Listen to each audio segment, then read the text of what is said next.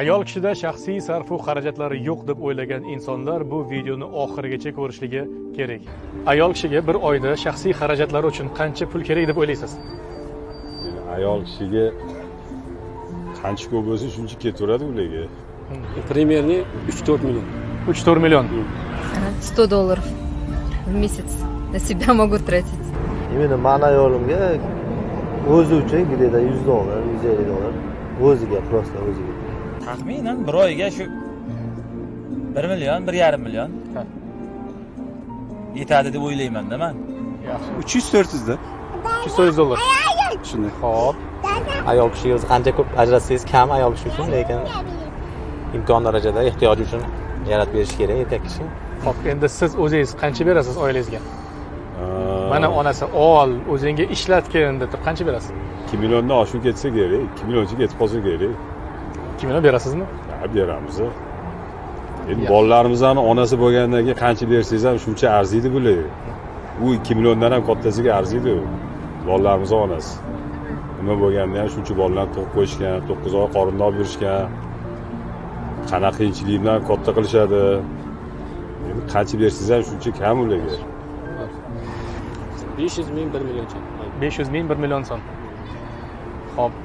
Sizga bu narsa yetarli bo'ladimi? Boriga shukur. Yetarli. Мало, честно, мало. Можно больше. Можно и хочется больше. Ehtiyoji bilaman ekonom qilish aytadi. Где-то $100, $150 yetsa kerak deb o'ylayman. O'zim 500-600, 700 gacha bo'ladi.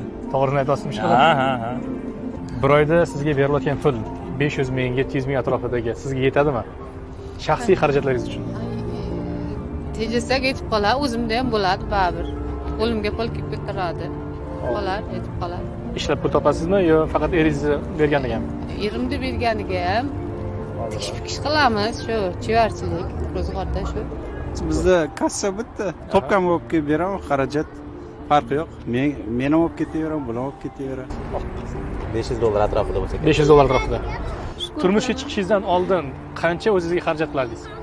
O'zingizga o'zingiz. Unchalik ko'p emas. Qancha taxminan? Taxminan har oyda har xil. Shu 500 ming atrofida bo'lsa kerak. Bilmaydim, lekin erkak kishini berganida baraka bo'ladi-da. Shu yetkazib sarflasa yetadi deb o'ylayman. Чуть больше. Насколько больше? Ну, где-то на 2 раза где-то $200 может быть. В месяц? Да. Примерно можете сказать, на что вы вообще тратите? Лично? На одежду, на косметику, еще что, на салоны и все. O'zimga bundan da ko'proq. Turmushga chiqishingizdan oldin ko'proq xarajat qilasiz. Qancha taxminan? Shu paytlar 10 yil bo'lgan bo'lsa, shu paytlar ham 1 million, 1,200,000. Oldin ham shunday edik, hozir to'ydan keyin. Oldin qizligimda qanday bo'lgan bo'lsam, hozir ham lekin shuncha. Yaxshi. Kam, u payt ko'p bo'lib, hozir kam emas lekin. Xudoga shukr, hammasiga shukr. Hayotingizdan rozimisiz? Ha, shunisiga shukr. Xo'p. Oila qurishdan avval o'zimga ko'p xarajat qilmasdim. Oila qurganimizdan keyin farzandli bo'lganimizdan keyin xarajatlarimiz yana ham ko'paygan. Shu Shaxsiy faqat o'zingizga. shaxsiy o'zim uchun yo'q, ko'p xarajat qilmayman. Xo'p, sizlarga sovg'amiz bor. Oilanglar, farzandinglar bor ekan, beravering.